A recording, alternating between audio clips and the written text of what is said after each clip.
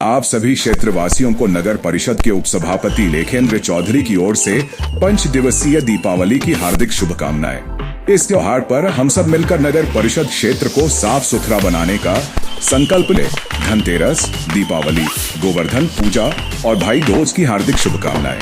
आपका जनसेवक लेखेंद्र चौधरी, उपसभापति, नगर परिषद, हिंडौन। श्रीमद् भगवद गीता पंचम अध्याय। संन्यासम कर्माणम कृष्ण पुनर्योगम च संससी यच्छे यत् योरेकम तनै ब्रूहि सुनिश्चितम। अर्जुन बोले, हे कृष्ण, आप कर्मों के संन्यास की और फिर कर्म योग की प्रशंसा करते हैं, इसलिए इन दोनों में से जो मेरे लिए भली भांति निश्चित कल्याणकारक साधन हो उसके बारे में कहिए। श्री कृष्ण भगवान बोले, हे अर्जुन, जो पुरुष न किसी से द्वेष रखता है न किसी की आकांक्षा करता है, वह कर्मयोगी सदा सन्यासी ही समझने योग्य है। क्योंकि राग द्वेष इंद्रियों से रहित पुरुष सुखपूर्वक संसार बंधन से मुक्त हो जाता है। ज्ञान योगियों द्वारा जो परम धाम प्राप्त किया जाता है, कर्म योगियों द्वारा भी वही प्राप्त किया जाता है। इसलिए जो पुरुष ज्ञान योग्य और कर्म योग को फल रूप में एक देखता है, वही यथार्थ देखता है।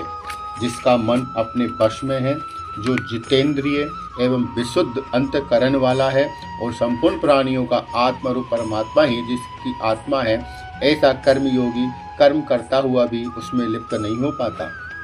श्री भगवान श्री कृष्ण अर्जुन को संदेश देते हुए बोले, जो पुरुष सब कर्मों को परमात्मा के ही अर्पण करके और आसक्ति को त्याग कर कर्म करता है, वह पुरुष जल से कमल के पत्ती की भांति पाप से लिप्त नहीं हो पाता। कर्मयोगी कर्मों के फल का त्याग करके भगवत प्राप्ति रूप शांति को प्राप्त होता है और सकाम पुरुष कामना की प्रेरणा से फल में आसक्त होकर भी नहीं बंध पाता।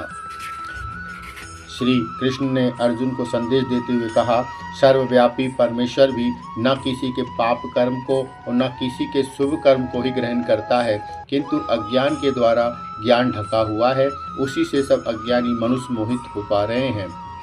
जो पुरुष प्रिय को प्राप्त होकर हर्षित नहीं हो और अप्रिय को प्राप्त होकर उद्विग्न ना हो, वह स्थिर बुद्धि संशय रहित ब्रह्मवेता पुरुष सच्चिदानंद घन पर ब्रह्म परमात्मा को एक भाव से नित्य रूप से देखता है।